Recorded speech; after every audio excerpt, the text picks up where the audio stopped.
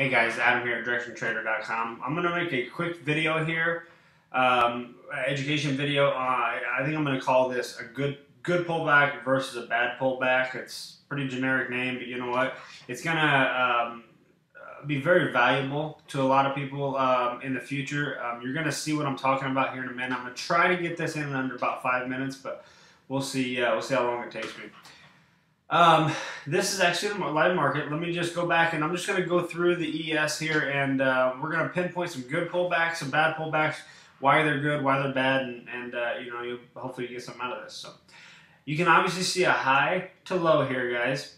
Now I'm going to tell you a good pullback versus a bad pullback. Now in a situation like this, we're looking to short the market. You can obviously see we have our trigger line that goes through the middle of this time frame here. You can see that. Now it went from above it to below it. So we drew from a high to a low. And then as you see, we got to a low. We started to pull back. We got this micro pullback, little sell-off, micro pullback, little sell-off, micro pullback. This is what I'm going to call a bad pullback, guys. Now let me explain. What we're looking for in an ideal pullback would be a sell-off and a retracement back to, let's say, a previous support and resistance. This is a picture-perfect sell-off and perfect selling opportunity. The second one I would say would be a good selling opportunity. It would be an A, B, C pattern. What that means is you have A, B, C, and you sell the D, which will be probably equivalent somewhere from the halfway back from the high to low, and also at the previous support or resistance. So that's another good selling opportunity. Both these are the two opportunities that I will personally take. Now every so often you'll see a little variation of this, and it'll look something like this. You have a nice sell-off, and then all of a sudden you get this number back up to retesting levels. This is my number one no-no when selling retracements. What this is telling me is that, all right, we know it's selling off. As soon as we get a little push up, we get some sellers involved. All right, now we got some sellers involved. They push it down a little bit, but yet they fail because the buyers kick back in. Now we get some more sellers in there, and then they fail. And then we get some more sellers, and then they fail. So what that's doing, that's building up a whole block of buyers down below us here. Sorry about that. That's building up a whole block of buyers down below us here. So now whenever we do get up to our price level, guess who we got to go through? We got to go through all these buyers who have actually turned that market. Not only have they pushed it up like these guys have, they've been able to stop it and adjust it several times on the way up. So this is my ultimate no-no, and you're going to see why. Let me just go through some charts, and you're going to slowly see exactly what I'm talking about here. So back to this example. Why do I think this is a bad setup? Because you see a high to low, you get a pullback, fail, pullback, fail, pullback, fail. You get a little push. There's no big continuation to the downside here, guys. You ultimately see it chopping sideways, and then, sure enough, what's it do? It reverses right back the opposite direction. Now, let's keep going with the same concept of the trigger line. Let's just say these pullbacks, you have all these micro pullbacks, see low to highs. Let me get rid of this previous Fibonacci here, guys. And in a situation like this, it looks pretty nice, doesn't it? Low to high after it crosses the trigger line, pulls directly back, and we're off to the races. Not too bad, right? Not too bad.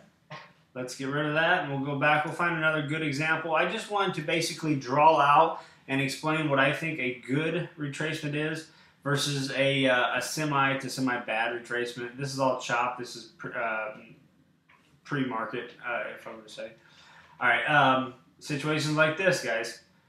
Looky here. Here is what I was also telling you about, A, B, C patterns. You see we crossed the moving average, low to high, A, let's see here. We got two pullbacks, didn't we? 1, 2 to the Fibonacci retracement. That was low to high, Fibonacci retracement, 50%. But looky here, we got an A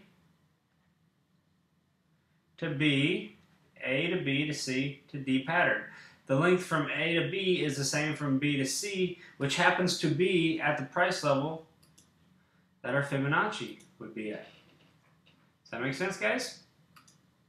Get rid of that. Let me go back in time, find some good moving markets. This is just something I wanted to go over, guys. I wanted to basically illustrate. We had issues in the room this morning.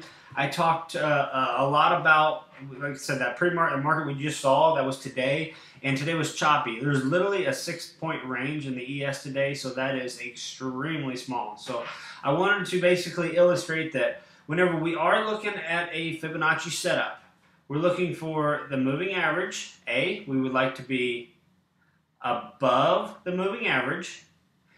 Right? Check number 1, above the moving average. Check number 2, a nice clean pullback to previous support and resistance plus a low to high 50% retracement, approximately 38 to 50% retracement.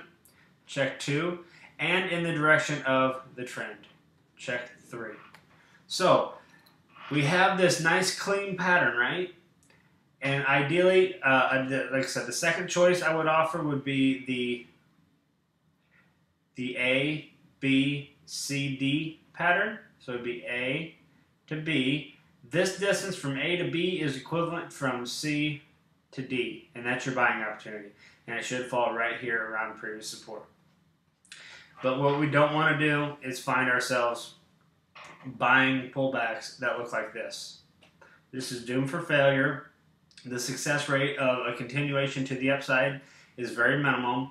You'll see a little flash up, and then ultimately you'll see this be the actual reversal time. So I just wanted to get on camera here and quickly show you guys a couple of these examples.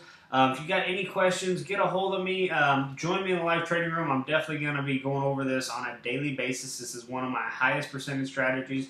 I use probably on 70% of my actual positions. So if you got any questions about this, this is pretty basic, but yet I wanted to illustrate because there's not a lot of people who understand what a good pullback looks like. That's like a banker. When you go to apply for a job to get a bank job, basically whenever you go in there, they don't give you 100 different $100 bills and say this one's right, this is fake, this is fake, this is fake. What they do is they hand you a $100 bill and say this is the only one we take. I mean, so we can use that concept with the trading.